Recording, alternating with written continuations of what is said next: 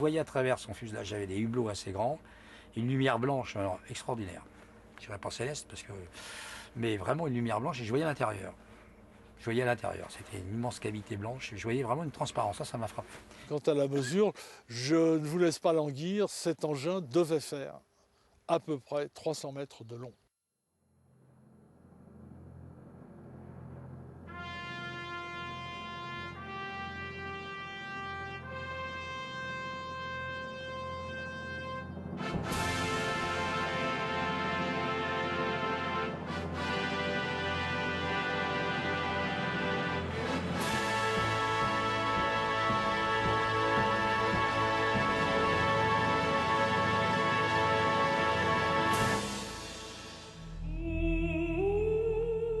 L'univers est un spectacle fascinant que nous fait découvrir la NASA et l'Agence spatiale européenne grâce à ses télescopes spatiaux Hubble et plus récemment Kepler. Leurs caméras explorent un quasi-infini et montrent des phénomènes stupéfiants avec entre autres la découverte d'une multitude de galaxies aux couleurs et aux formes époustouflantes. C'est une révélation pour les scientifiques et un pas de géant pour l'astronomie. Dans la galaxie la Voie lactée, où se situe notre système solaire, les astrophysiciens découvrent également des exoplanètes, c'est-à-dire des planètes orbitant autour d'une étoile autre que le Soleil. Leur similitude avec notre planète Terre les rendrait susceptibles d'être habitables. La Voie lactée compte 100 milliards d'étoiles et l'univers observable au moins 100 milliards de galaxies, elles-mêmes incluant une multitude d'exoplanètes. Ces découvertes ont remis en question l'interrogation sur l'hypothèse de l'existence de formes de vie sur d'autres planètes. Et avec cette hypothèse revient l'interrogation récurrente sur l'existence des ovnis. Sont-ils un produit de l'imaginaire, un mythe ou une réalité ? Malgré la foison de photos à l'authenticité plus que douteuse que l'on peut trouver sur Internet, le sujet ne peut pas être traité avec dérision. Depuis la nuit des temps, les hommes ont leur regard tourné vers le ciel, interpellés par les diverses manifestations qu'ils peuvent y voir et avec des interprétations des plus diverses, souvent basées sur des croyances en des entités supérieures ou des puissances divines. Ainsi, par exemple, dans la mythologie grecque, les phénomènes naturels tels que le vent, l'orage, la foudre étaient provoqués par les dieux qui se manifestaient ainsi.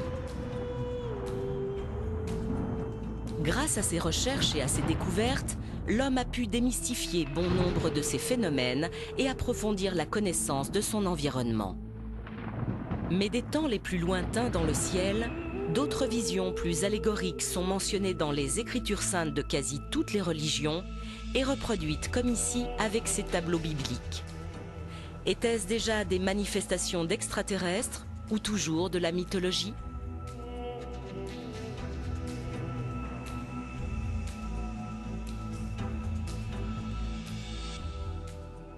Aussi loin que portent les archives humaines, on a observé dans le ciel des phénomènes étranges qui ont frappé les esprits. Mais leur apparition comme phénomène collectif avec un nom pour le désigner, ça date évidemment de juin 1947. C'est la fameuse observation de Kenneth Arnold. C'est là que pour la première fois on lui donne son nom populaire, les soucoupes volantes. C'est la date de l'entrée en scène des ovnis dans la conscience universelle. Pour interpréter la question des ovnis, il me semble qu'il y a quelque chose d'indispensable à faire, c'est tout simplement de les replacer dans le contexte culturel de leur apparition. Alors ce contexte, c'est quoi? C'est le début de la guerre froide, c'est les séquelles de la Deuxième Guerre mondiale, l'idée d'une menace venue du ciel, c'est l'émergence de la technologie, et c'est aussi l'émergence d'un genre nouveau, la science-fiction, qui, en 1947, atteint son apogée, la science-fiction classique.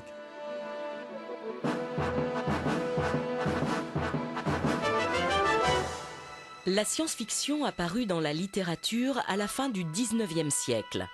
Un des premiers ouvrages fut écrit en 1898 par le Britannique Herbert George Wells, La guerre des mondes.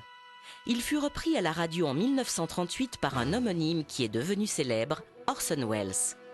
L'émission simulant l'invasion de la planète Terre par des Martiens déclencha aux États-Unis une panique hystérique. Par la suite, cet ouvrage fut aussi adapté au cinéma. Ce thème de littérature et de film se développa rapidement jusqu'à nos jours, très souvent avec succès.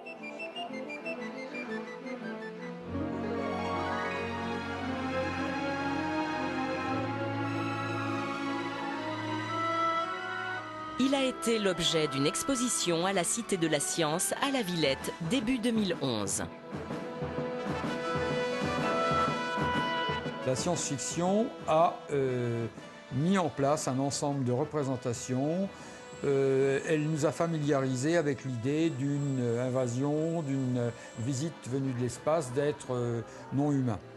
Alors ce qui m'a frappé, c'est que la plupart des représentations qu'on lit aux ovnis, c'est-à-dire la forme des objets, leur comportement dans le ciel, les phénomènes technologiques mystérieux qui les entourent. Les ovnis émettent souvent de puissants rayons de lumière, etc., etc. Le comportement que l'on prête à leurs occupants, enfin, tout ce que les ovnis sont censés produire lorsqu'ils interagissent dans notre environnement. Eh bien, tout cela a été décrit en détail par la science-fiction française et américaine dans les premières décennies du XXe siècle. C'est-à-dire lorsque les ovnis émergent, à partir de 1947, ils ont déjà été décrits. Alors là, il y a un phénomène vraiment, à première vue, très étrange. Comment est-il possible que, si les ovnis sont un phénomène réel, la fiction ait pu précéder à ce point-là la réalité? Et qu'est-ce que va faire la science-fiction? Elle va fournir un ensemble de stéréotypes, de représentations. Les ovnis, nous ne les connaissons qu'à travers un phénomène de témoignage, à part quelques très rares photos, d'ailleurs souvent difficiles à interpréter. Ce témoignage, nous essayons d'en tirer des représentations visuelles. Nous essayons de construire un portrait robot. Ce portrait robot, le point central est là, il a été créé à partir de matériaux imaginaires issus de la science-fiction. L'impression que j'ai, c'est qu'il est très difficile de nier qu'il y ait des manifestations non identifiées, qu'on observe dans le ciel, à proximité du sol et parfois même au sol, des phénomènes que l'on ne comprend pas. Bien avant le 24 juin 1947 et l'observation de 9 disques par Kenneth Arnold aux commandes de son avion, ce qui déclencha la vague de témoignages sur des visions d'objets volants non identifiés dans le ciel des États-Unis, Los Angeles avait été le théâtre d'une étrange manifestation. Alors que les USA étaient après Pearl Harbor en pleine guerre avec les Japonais, dans la nuit du 25 au 26 février 1942, plusieurs mystérieux objets volants non identifiés survolaient la ville. Pris pour des bombardiers nippons, ils furent pendant plusieurs heures la cible d'un déchaînement de tirs de DCA, et ceci sans résultat. Le lendemain, photo à l'appui, la presse faisait largement l'écho de l'événement en évoquant l'hypothèse d'un ovni.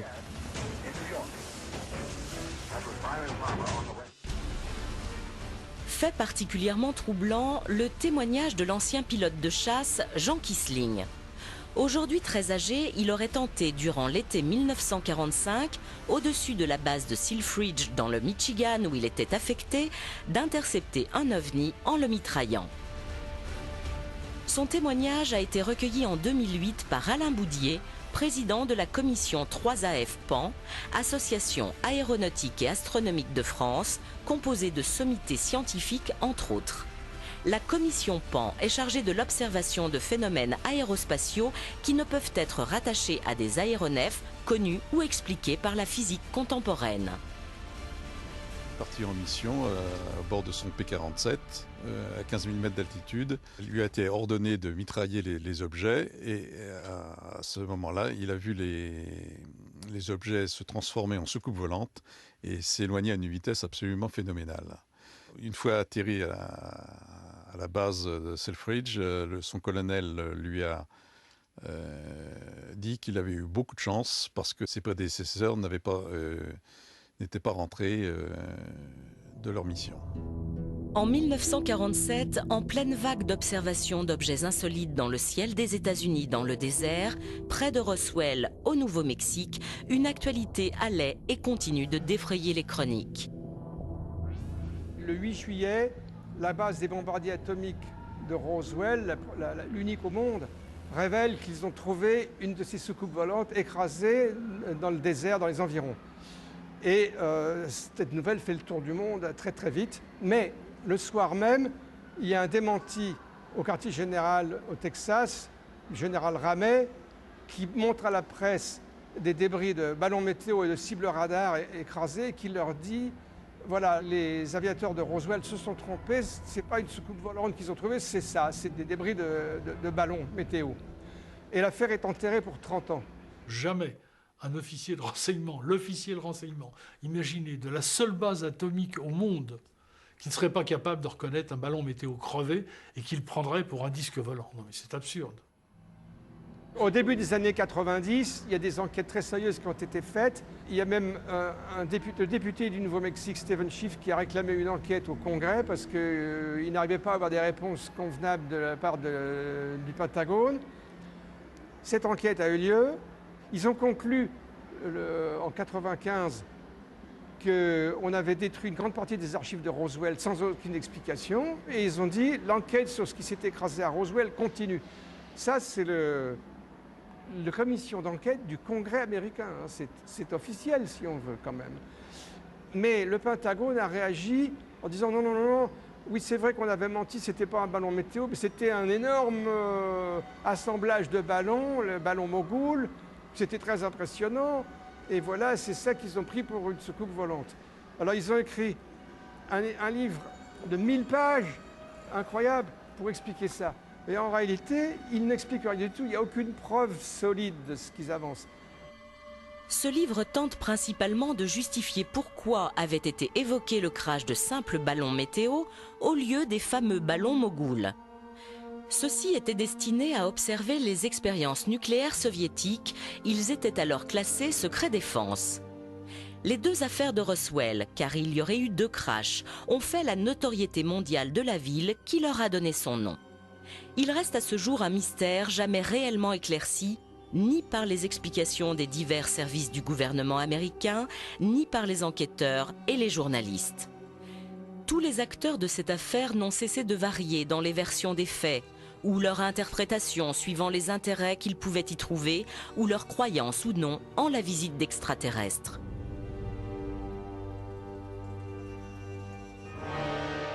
L'affaire s'est encore compliquée en rebondissant en 1993 avec la diffusion de photos et d'un film sur l'autopsie du cadavre d'un des 4 aliens supposés avoir été découverts dans les débris de l'un des crashs. À ce jour, à peu près tout le monde s'accorde à dire que ce fut une supercherie. C'est sur l'instigateur et sa motivation que les avis divergent encore. Les plus fervents défenseurs de l'hypothèse de visite d'extraterrestres et pour eux d'une désinformation sur le sujet se basent entre autres sur des documents déclassifiés de l'US Navy. Ces derniers décrivent précisément de très nombreuses observations de disques ou autres objets volants non identifiés aux États-Unis ou ailleurs dans le monde. La matérialité de ce phénomène n'est pas démontrée. Or, il existe des documents qui la démontrent.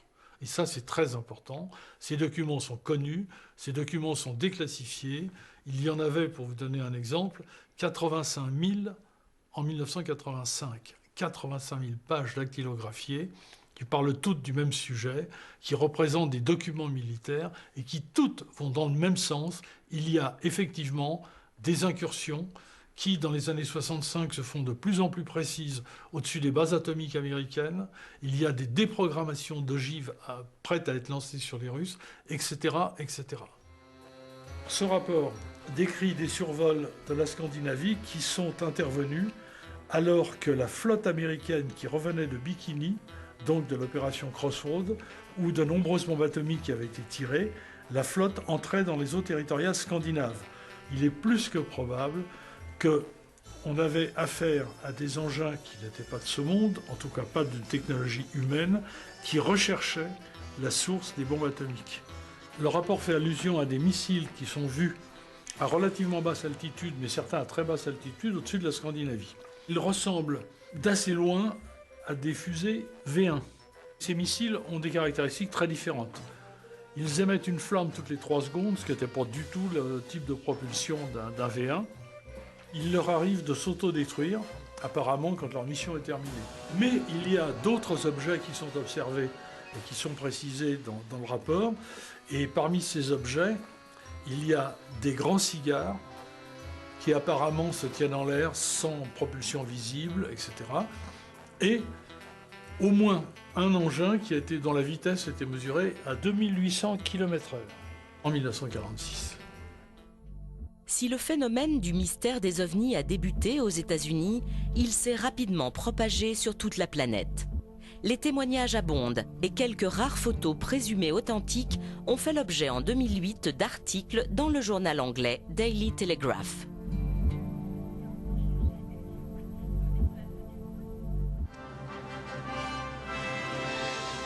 Comme elle est exposée à la Cité de l'Espace à Toulouse, l'exploration spatiale, qui démarra durant la seconde moitié du XXe siècle, a été lancée pour l'étude de l'univers et la recherche de traces de vie ailleurs.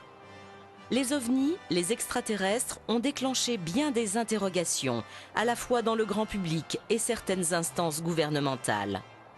Aux États-Unis, l'US Air Force initie en 1966 la commission Condon et en France, le CNES crée en 1977 un service officiel d'enquête, le GEPAN. Pour beaucoup, leurs conclusions restent trop évasives. Certains suspectent même une volonté de désinformation des populations.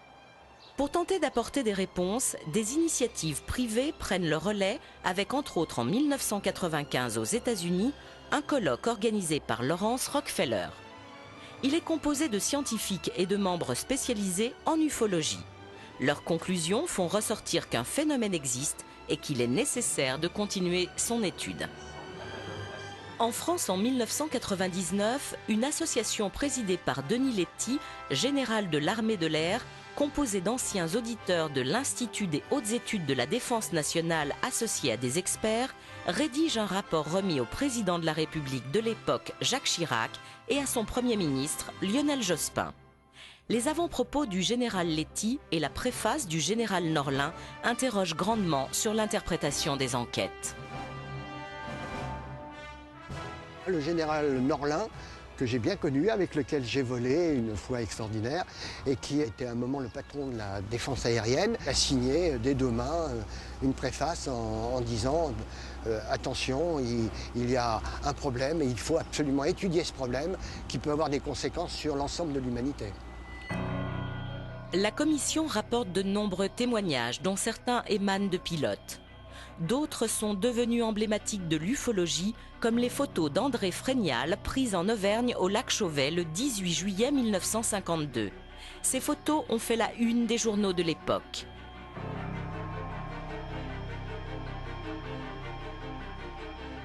L'évocation de la rencontre du 3e type de Valençol laisse perplexe. Le témoin, Maurice Masse, raconte qu'au petit matin du 1er juillet 1965, alors qu'il travaillait dans un champ de lavande, il entendit un puissant sifflement. Cherchant à en découvrir l'origine, en contournant un mur de pierre, il entrevoit un engin en forme de ballon de rugby, de la grosseur d'une voiture et de couleur neutre mate. Il distingue aussi 2 petits hommes accroupis qui se relèvent à son approche avant que l'un d'eux le paralyse en lui braquant une sorte de tube. L'enquête de gendarmerie qui suivit releva des traces laissées dans le sol et confirma la véracité du témoignage. Les rencontres du 3e type sont des faits rarissimes et lorsqu'elles sont étayées par des indices matériels, elles laissent particulièrement dubitatifs. Le rapport Cometa, confidentiel à l'origine, fut repris par un hebdomadaire national qui en tira un numéro spécial. Les informations données déclenchèrent une prise de conscience collective sur le phénomène.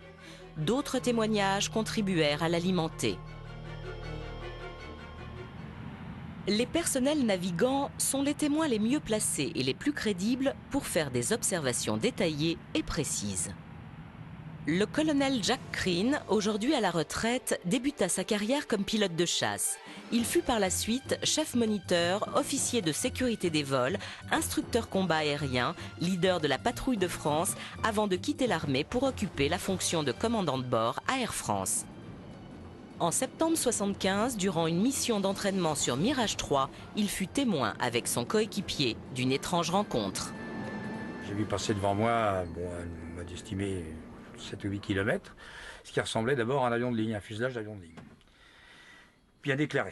Et là, j'appelle le contrôle en disant, dis donc, ça va pas là, on va se faire engueuler. Hein, s'il y a un avion civil qui passe au milieu de nos exercices, c'est pas dans les règles. Et le contrôleur me dit, j'ai pas de contact radar là-dessus. Je dis, moi, écoute, je vois quelque chose de gros et qui passe devant nous. Et mon équipier qui était en train de rassembler, je lui demande de confirmer. Il me dit, oui, oui, je vois bien, il y a un avion là en face de nous. Et le contrôleur confirme qu'il n'a pas de contact radar. Cette chose-là passe devant nous. Et comme le contrôleur me confirme qu'il ne le voyait pas, on rentre dans une mission de police du ciel, en fait, comme on a à l'époque, c'était la guerre froide. Donc on met la post-combustion, on essaye de rassembler sur cet objet volant. Et alors, on s'est approché assez près. La nuit, c'est très difficile. Hein, quand on n'a pas une référence, c'est très difficile d'avoir une distance et une grosseur. Bon, ça me paraissait... C'était une forme, en fait, un peu comme un ballon de rugby. Et au moment où on approche assez près, pop, ça disparaît en une microseconde. J'ai une accélération qui nous laisse vraiment sécher. Je redemande au contrôleur radar si il a toujours eu aucun contact. Il me dit non, rien, de rien, de rien. Bon, ben, on reprend donc notre entraînement. Deuxième présentation. Là, je suis chasseur.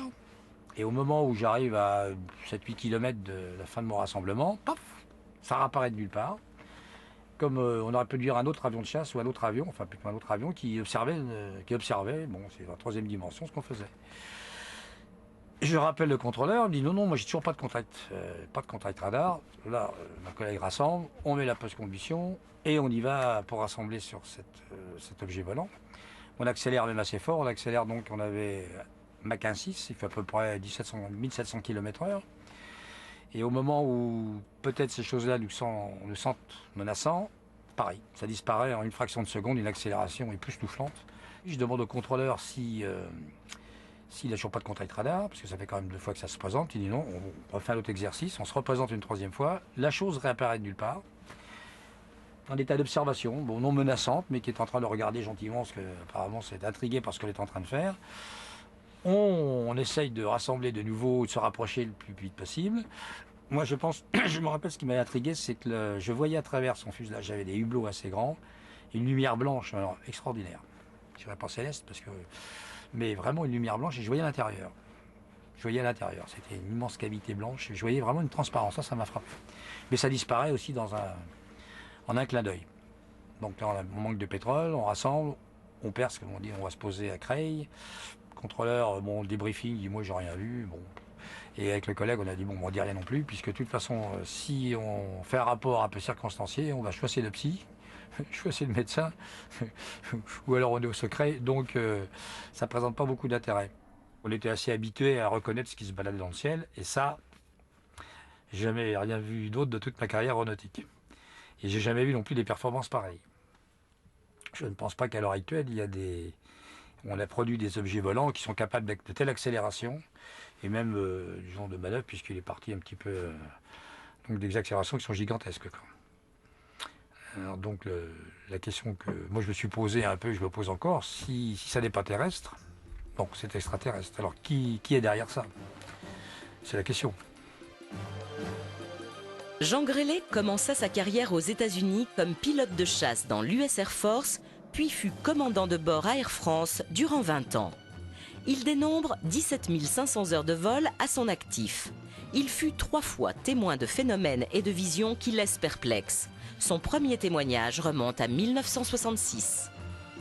J'étais second pilote dans un Boeing 707 d'Air France. Le commandant de bord était à sa place à gauche. Nous avions un radio, un navigateur et en plus un ami du commandant de bord était venu nous rendre visite. Donc nous étions nombreux et tous ont vu la même chose sur mon écran radar. Nous avons été doublés au sud de Rio de Janeiro par un engin qui allait à peu près à 5000 à l'heure, détecté au radar, suivi au radar, vitesse mesurée au radar, donc aucun problème quant à la vitesse. Le retour de l'écho était à peu près celui qu'aurait donné un Boeing 707 de l'époque, donc quelque chose d'assez considérable. Alors, c'était naturellement non identifié pour 2 raisons. D'abord, on ne l'a pas vu. Nous étions au-dessus d'altostratus qui nous empêchait de voir le sol. et cet engin est passé en dessous de nous et sur notre droite. Et la suivante a eu lieu en 1984, j'étais alors commandant de bord, aux commandes d'un Boeing 747 d'Air France sur le Los Angeles-Montréal. Et là, nous avons été doublés par quelque chose. Ce quelque chose ressemblait à un groupement de sphères métalliques derrière lequel une énorme traînée lumineuse, et je dis bien autolumineuse, il était précisément minuit en heure locale, nous a doublés par la droite. Et à ce moment-là, c'est le contrôle de la navigation aérienne qui nous a demandé ce que nous avions vu passer. 2 autres avions sont intervenus sur la fréquence, un Lufthansa et un Olympic Airways qui avaient vu la même chose que nous, mais qui étaient un petit peu plus loin de la trajectoire de cet engin. Alors en gros, cet engin avait une trajectoire parfaitement horizontale, très légèrement, comme altitude, très légèrement supérieure à la nôtre, et il a disparu finalement à l'horizon. En plus de ces 2 observations en vol, le commandant Grélé en a fait une 3e au sol cette fois avec un groupe de personnes. Tous ont fait une déposition identique à la gendarmerie. On a vu virer très lentement et passer devant nous une énorme structure qui donnait l'impression d'être, je dirais, une structure métallique avec de nombreuses lumières tout au long.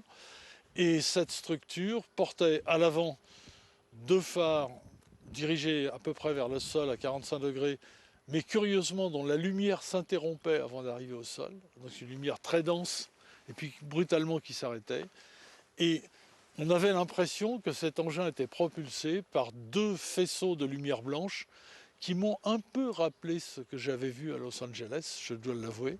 J'ai tendu ma main et l'engin couvrait cette surface, cette longueur à bras tendu.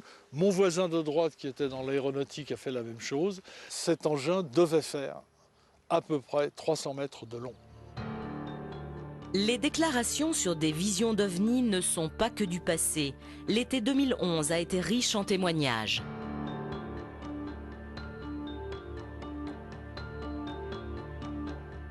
Le 20 août, à 20h15 à Chamalières, dans le Puy-de-Dôme, Joël Gerbe aurait aperçu un objet volant insolite. Subitement, entre les 2 tours qui sont là-bas et la grue, à une hauteur que j'arrive pas à définir, j'ai vu un objet sortir d'un nuage, un objet qui était vraiment très très bizarre. Donc j'ai eu un coup de chance, j'avais l'appareil photo qui était sur la table, sur ma table basse, puisque mes enfants venaient de sortir de l'appartement. Je me suis saisi de l'appareil à photo et j'ai fait une photo. Ça a duré en moyenne 10 secondes à peu près, et ensuite j'ai vu partir cet objet à une vitesse vertigineuse. La photo, hélas floue, a été expertisée et semblerait être authentique. Avec les paramètres qui lui ont été donnés, un expert en photographie a estimé que l'objet pouvait mesurer plus de 100 mètres de long. Ce nouveau fait divers, qui a fait l'objet d'une déposition, a été pris très au sérieux. Le GEPAN a déclenché une enquête. Le GEPAN est un des services du CNES, Centre national d'études spatiales. Le CNES a pour mission principale de proposer et de mettre en œuvre la politique spatiale de la France. Il cogère avec Arianespace et l'Agence spatiale européenne la base de lancement de Kourou en Guyane. Le GEPAN, qui est le seul organisme d'État au monde dédié à l'étude des phénomènes aéronautiques non identifiés, a tout naturellement été rattaché au CNES. La question de cette possible vie ailleurs que sur Terre est un thème qui motive et qui stimule le CNES depuis de longues années maintenant. La mission du GEPAN au sein du CNES est absolument claire. C'est recueillir, écouter, collecter les témoignages de nos concitoyens qui voient des choses ou qui sont les témoins de phénomènes qu'eux-mêmes n'arrivent pas à identifier. Et avec les moyens qui sont les nôtres, les connaissances, la compétence, les scientifiques qui travaillent avec nous, les experts, nous essayons de donner des réponses aux questions que les gens se posent. Le GEPAN est en contact avec à peu près toutes les autorités nationales, la gendarmerie, la police, la météo, les chercheurs, l'armée de l'air. Alors les phénomènes aérospatiaux non identifiés, une fois qu'ils ont été collectés, analysés, archivés par le GEPAN, sont classés en plusieurs catégories. Donc, il y a des catégories de phénomènes qui sont totalement identifiés, qui sont classés en catégorie A. Il y a 4 grandes catégories. En catégorie B, on a les phénomènes qui sont pratiquement à 100%, je dirais, identifiés, mais que l'on ne peut pas reproduire. Ensuite, il y a toute une catégorie que l'on classe en catégorie C, des phénomènes qui, soit les témoignages sont trop succincts pour mener une enquête, ou il nous manque des informations importantes qui nous permettent d'aller plus loin dans les enquêtes. Et ensuite, la catégorie, effectivement, qui intéresse tout le monde, qui est la catégorie de phénomènes inexpliqués, qui est la catégorie D, dans laquelle se retrouvent les phénomènes qui sont inexpliqués. Inexpliqués, pourquoi? Au sens littéral du terme, c'est-à-dire qu'on a pu mener une enquête plus ou moins approfondie, mais les résultats et les conclusions de cette enquête ne nous ont pas permis quand même, malgré la richesse des informations, de classer le phénomène. Et le phénomène est quand même classé inexpliqué, avec un degré d'étrangeté, je dirais, plus ou moins élevé, quoi. Les bureaux du GEPAN se trouvent dans les locaux du CNES à Toulouse. C'est ici que sont reçus et analysés tous les témoignages. Depuis 2007, le GEPAN a ouvert au grand public sur son site internet ses archives de 30 ans. Depuis la création du premier GEPAN en 1977, on a recueilli à peu près 7000 témoignages, qui sont des témoignages uniquement sur le territoire français et les dom-toms également. Et ces 7000 témoignages représentent à peu près 2500 cas, puisqu'on peut avoir plusieurs témoignages pour un seul cas. Ce qui est d'ailleurs intéressant, ça permet de faire des recoupements en termes de trajectoire, etc., quoi. Et actuellement, on reçoit à peu près 2 à 3 témoignages par jour. On s'astreint à avoir une démarche de méthode et de bien expliquer pourquoi on interprète cette observation comme ça et pourquoi on la classe dans telle catégorie. Une chose importante, on n'a pas de dossier secret, on publie tout ce qui nous est transmis. Aux restrictions près, il y a des catégories d'informations qui n'apparaissent pas dans nos dossiers quand ils sont publiés. Tout ce qui est information de nature privée à retrouver les gens. Les services du GEPAN sont extrêmement prudents pour formuler des hypothèses sur leurs enquêtes. Si on avait à la fois une corrélation visuelle de gens compétents qui sont habitués, comme les pilotes, entre guillemets, et d'une trace radar pris par les antennes au sol, effectivement, on pourrait penser qu'il y a bien quelque chose derrière, un objet. Alors après, tout reste à interpréter. Je dirais, cet objet, c'était quoi? Est-ce que c'était un ballon qu'on n'a pas su retrouver? Est-ce que c'était autre chose? Ça, on ne sait pas. Donc de là à corréler une observation d'un ovni, d'une soucoupe volante, il y a un pas que vous ne me ferez pas franchir. Ne confondons pas des hypothèses, de la fantaisie, de l'imagination avec une réalité. Et c'est là qu'il faut absolument s'arrêter en disant, maintenant, je laisse partir mon imagination, très bien, alors on peut vraiment tout imaginer, tant mieux. Simplement, il ne faut pas réduire, du moins dire que ce produit de l'imagination serait la réponse et l'unique réponse aux questions que nous posons aujourd'hui. Il faut accepter de ne pas savoir. La question du danger possible n'est pas du tout exclue, puisque l'armée de l'air fait partie des partenaires qui travaillent avec le GEPAN, et ça depuis longtemps. Il y a même eu des rapports qui ont été émis par certaines personnes, en leur nom propre, je vous le dis tout de suite, soulignant la possibilité de danger. C'est une analyse qui n'a pas été suivie par les autorités nationales actuelles. Il faut être vigilant. On est attentif, on regarde le ciel, on scrute le ciel, et on découvrira des choses qui ne sont peut-être pas du tout menaçantes. Pour la vigilance et donc la détection d'éventuelles intrusions d'objets volants non identifiés dans l'espace aérien français, les autorités et le CNES ont entre autres à leur disposition la défense aérienne nationale avec ses infrastructures. Au Mont-Verdun, à proximité de Lyon, la base 942 est le centre de détection et de contrôle. Elle supervise et conduit toutes les activités aériennes se déroulant dans l'espace aérien national. Pour cela, elle dispose de tout un système de maillage de radars civils et militaires dispersés sur l'ensemble du territoire.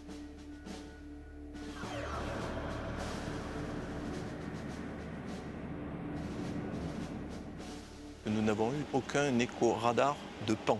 Quelquefois, on a des observations qui sont faites par des personnels au sol et nous n'avons aucune trace radar. Pour la partie défense, Donc le Centre national des opérations aériennes est l'organisme qui centralise toutes les informations relatives aux phénomènes aérospatiaux non identifiés.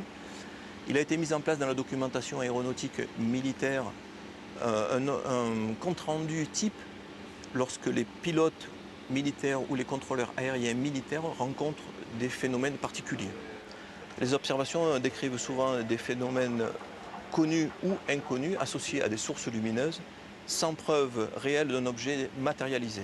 Ces visites qui peuvent être anormales ou paranormales sont bien évidemment prises en compte au sérieux par la partie militaire.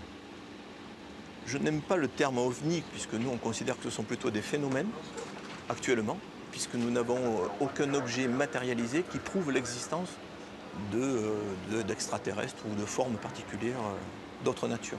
Nous sommes ouverts à toute réalité, sauf qu'actuellement, la réalité montre qu'on n'a rien trouvé de probant concernant ce sujet. Bien évidemment, on ne se ferme aucune porte. D'autant que pour différentes raisons liées au fonctionnement des radars, comme par exemple l'altitude ou la furtivité, des objets volants peuvent échapper à une détection. François Louange est un scientifique de très haut niveau spécialisé dans la photographie qui fut un des instigateurs de la création du GEPAN.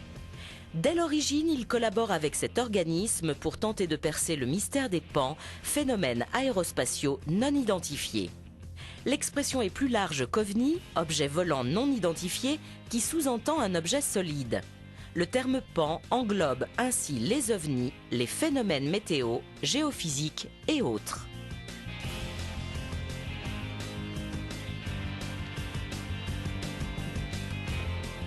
J'ai très vite pensé qu'il y avait certainement matière derrière cette question des ovnis à faire un travail, disons, scientifique, de recherche rationnelle pour essayer de comprendre ou de caractériser ces choses qu'on rapportait et qui n'avaient pas d'explication a priori. Je me suis spécialisé depuis plusieurs dizaines d'années sur l'analyse des clichés présumés d'ovnis, photos, vidéos, etc.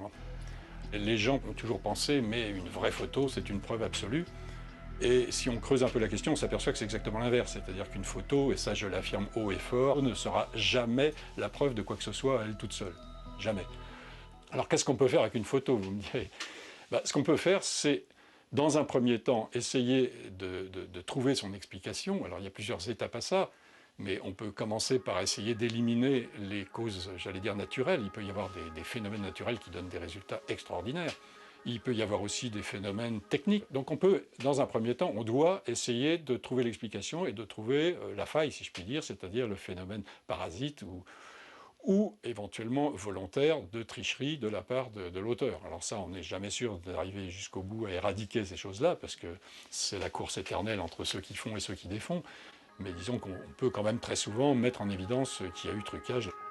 La première chose qu'on peut faire si on voit un objet totalement inconnu dans une photo, c'est essayer de savoir quelle taille angulaire. Alors c'est un terme technique, mais les gens comprendront, c'est l'angle qu'il y avait entre l'œil de l'appareil, si je puis dire, l'objectif, et cet objet. Ça, on peut le déterminer si on connaît les caractéristiques de l'appareil de prise de vue. Chose qui est très facile avec la photo numérique, puisque tout ce genre de données, même si les gens ne le savent pas, sont incluses dans la photo. C'est-à-dire qu'il y a des fichiers dedans qui vous disent que ça a été pris avec un Nikon ou un appareil de telle marque et dans telles conditions, et la focale était dedans. Bon. Si on a ces informations, on peut, d'une façon très simple, et avec l'informatique c'est encore simplifié, calculer la taille angulaire d'un objet. Et quel est le problème après ? C'est toujours le même, c'est savoir si c'était un objet très gros dans le ciel, loin, ou si c'était un objet tout petit à côté de l'objectif. Et là, on fait jouer ce qu'on peut. C'est-à-dire que dans certaines circonstances, on a des informations de nature physique qui permettent de dire que l'objet n'était pas plus loin que tant ou pas plus près que tant. Alors là, je ne vais pas rentrer dans les détails, mais ça joue sur les conditions de diffusion atmosphérique, sur le fait que l'objet était sombre ou était lumineux, sur un certain nombre de choses. Nous sommes là devant un cas photographique qui a été montré à maintes reprises, y compris par moi-même, qui est un exemple de photos à la fois d'une catégorie pas très intéressante, c'est-à-dire des photos dans lesquelles il n'y a rien d'autre comme source d'information, parce que c'est le cas, et qui est malgré tout, dans ce cas-là, intéressante à cause de la richesse de l'information. Ce n'est pas une petite tache blanche, ce n'est pas un petit point noir. Cette photo a été prise à Costa Rica par un organisme de géographique qui photographiait le pays. Vous savez, on prend des avions très stables qui prennent une photo toutes les temps de secondes. Mon ami Jacques Vallée a emprunté le négatif original et me l'a apporté. À l'époque, je travaillais avec un laboratoire de la Défense nationale, et nous avions un objet extrêmement rare à cette époque, qui était un vrai scanner. Les scanners n'existaient pas dans le public du tout, il devait y en avoir 2 ou 3 par pays. Et on a pu scanner cette image et en faire des fichiers informatiques sur lesquels à la fois les Américains et quelques Européens et moi-même avons essayé de creuser la question. C'est un cas d'objet non identifié, si vous voulez. Bon, maintenant, on ne peut pas vous dire que c'est une soucoupe avec des personnages dedans. Si on regarde les caractéristiques décrites ou enregistrées de certains de ces phénomènes de la catégorie OVNI, et notamment les phénomènes dans la catégorie aéronautique, on trouve des caractéristiques qui ne sont pas explicables par la technologie actuelle. Bon, ça, on dit ça depuis longtemps, depuis qu'on voit des ovnis, mais c'est sûr, voir des objets, si objets il y a qui ont des accélérations telles que celles qu'on mesure ou qu'on croit mesurer, c'est des disparitions, des angles droits, des choses comme ça défie la physique. Donc si ce sont bel et bien des objets, on ne sait pas expliquer ce qui se passe. Le problème OVNI est un problème sérieux, ce n'est pas le problème numéro 1 de l'humanité bien évidemment, mais c'est un problème très sérieux. À partir du moment où le public s'y intéresse, se pose des questions, à partir du moment où des organismes officiels se posent des questions, l'État se doit, encore une fois, même si le sujet était vide, ce qui n'est pas le cas, se doit de mettre le minimum au service du public pour donner des réponses. Dans le grand public, de nombreuses personnes s'intéressent aux hypothétiques visites venues d'ailleurs. Certains en doutent, d'autres y croient fermement. Les plus passionnés se regroupent dans des associations ufologiques pour tenter d'appréhender au mieux le mystère, mener des investigations dont elles communiquent souvent les résultats au GEPAN ou à des magazines spécialisés. Joël Ménard, directeur de l'un des plus anciens de ces magazines, est captivé par le phénomène. Il recueille des témoignages et déclenche souvent des enquêtes. Les ovnis, c'est pas une blague, c'est pas des hallucinations, c'est pas des erreurs de perception ou de façon très marginale. Il y a vraiment quelque chose, il y a un truc formidable. Ce truc-là, il nous dépasse. Si vous voulez faire un catalogue exhaustif de tout ce qui s'est passé depuis, par exemple, depuis la fin de la Seconde Guerre mondiale, vous allez être obligé d'injecter plusieurs dizaines de milliers de cas. Il y a effectivement des éléments dans les témoignages qui suggèrent une réalité matérielle. Quand vous avez par exemple des traces au sol, des trous dans le sol, ou de l'herbe brûlée d'une façon plutôt inexplicable, ou quand vous avez des traces sur les pellicules photos, ça indique un phénomène matériel. Nous avons recueilli des données dans 5602 cas. C'est beaucoup quand même, 5602 cas. Répartis à travers le monde, dont à peu près la moitié en France.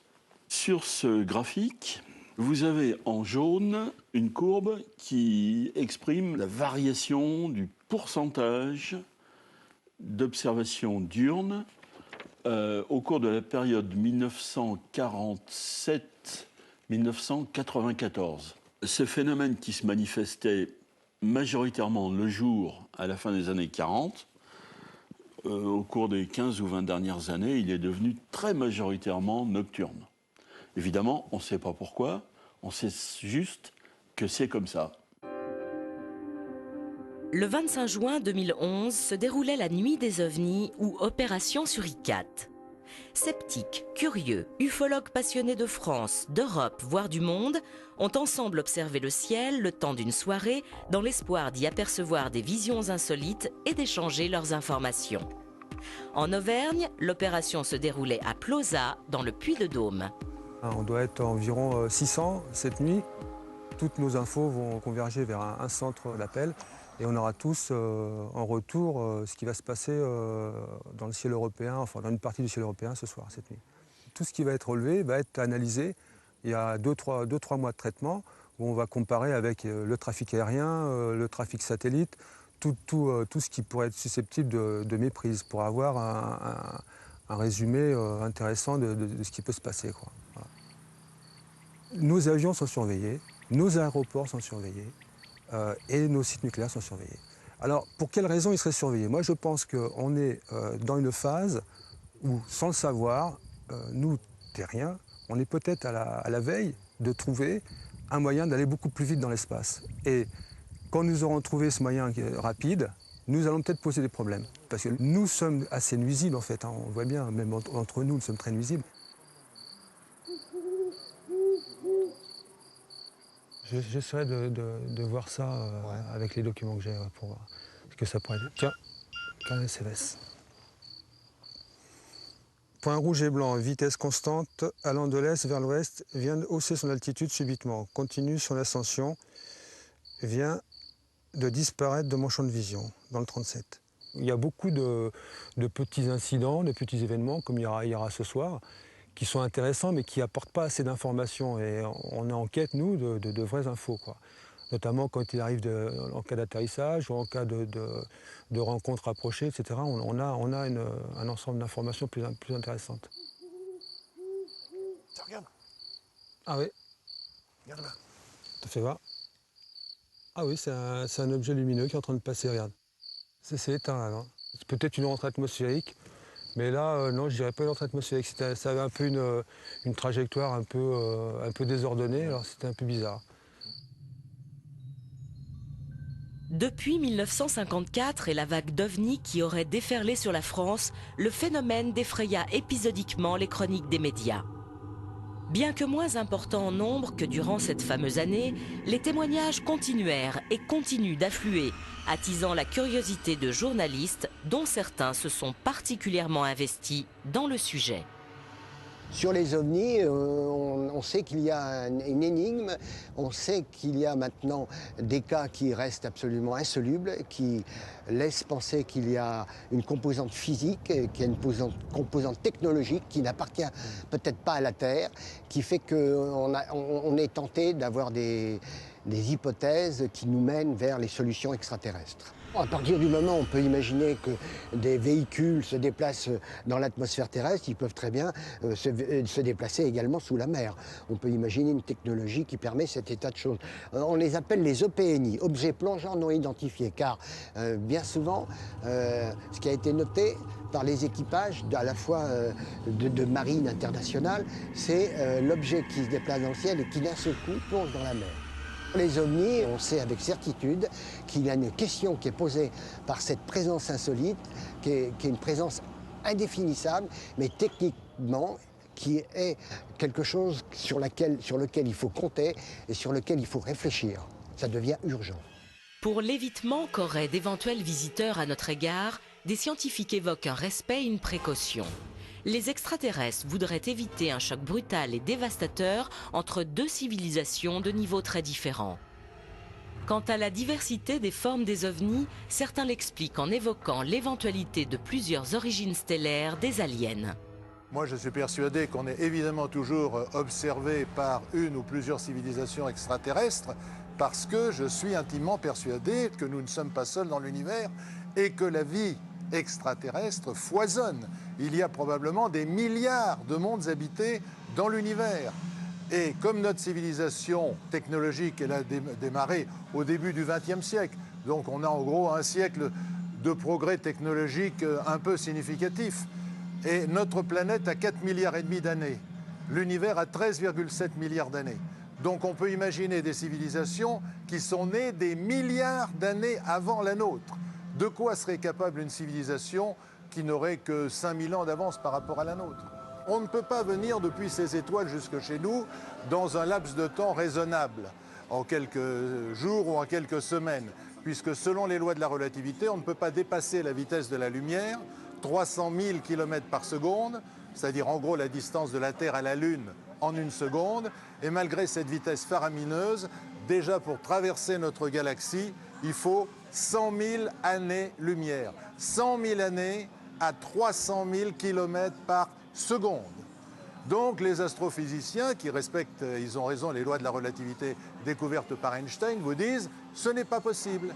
Mais ça, c'est dans le cadre des lois qui sont loin d'être terminées. On a découvert quelques lois, mais il y a d'autres lois que l'on va découvrir qui vont transcender tout ça et qui permettront sans doute de prendre des raccourcis de l'espace. Depuis fin septembre 2011, la découverte de physiciens du CERN de Genève pourrait remettre en question la théorie d'Einstein sur la relativité. Désormais, si cette découverte était bien confirmée, en reconsidérant la notion du temps telle qu'on la connaît, les voyages interstellaires entreraient dans le domaine du possible. On pourrait alors imaginer que d'hypothétiques civilisations bien plus anciennes que nous et situées dans d'autres systèmes solaires auraient pu maîtriser cette science et la mettre en application.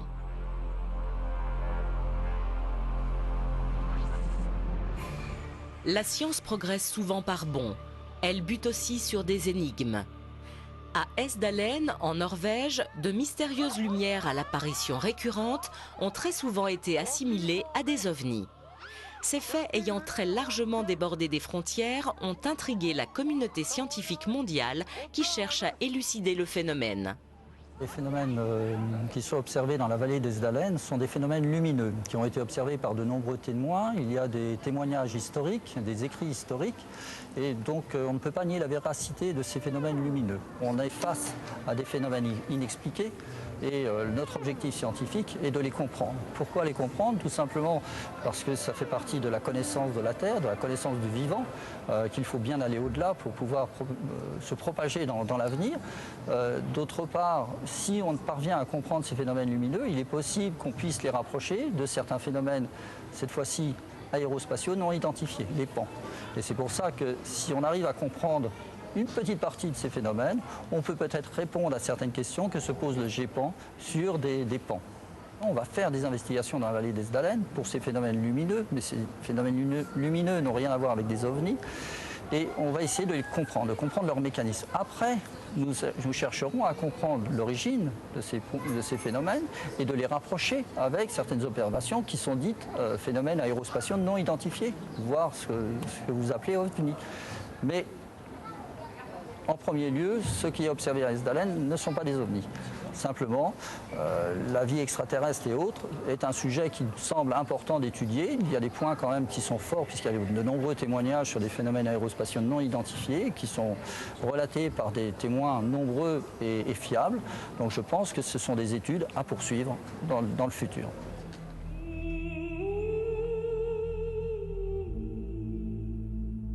En ouvrant les portes du ciel avec tout son inconnu, l'homme découvre un merveilleux qui séduit son imaginaire, où cohabitent science et fiction. Les ovnis font partie de cet inconnu qui demeure à ce jour un mystère à vivre et une question à résoudre.